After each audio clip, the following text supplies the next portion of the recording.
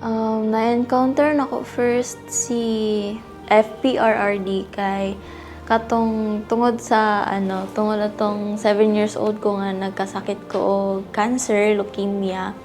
So na-diagnose ko una din dira sa SPMC. So dito na ko siya na-encounter kay daghan siyang mga kanang mga pahalipay gud sa mga bata. Mao po na ako ang dili makalimtan sa iya. Every year nga labi na mabot og December, ma'am, nga na-feel na mo ang pagsuporta ni sa mga Duterte or especially ni Tatay Digong pag-abot sa mga kinahanglanon gud nga mga tambal.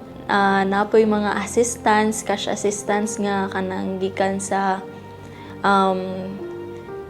sa City Hall nga katong especially tong mayor pa siya nga makadawat jud mi og mga cash assistance pang palit man lang og tambal namo kay ang tambal namo kay nami kanang tambal dati na isa lang siya ka-injekan pero ang iyang kantidad kay mga 3,000, maabot og 5,000.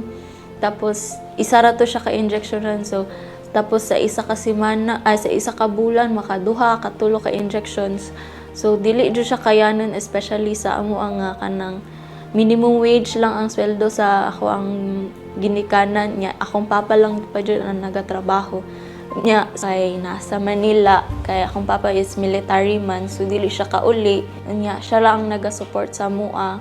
Kato nga time nangayo ko tabang pinaagi ni Doc May Dalendo nga head sa Children's with Cancer Institute sa SPMC na mapaskwela ko na chef. Tapos ako apag yung dream school ko na paskwela ni Duterte sa San Pedro.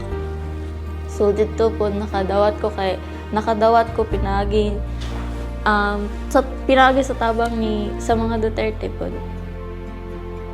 Ako ingnon sa inyo na ang mga Duterte is open arms sila, always open doors nga kung ikaw nanginahanglan ka og tabang, andam sila nga mutabang perminti sa inyo ha.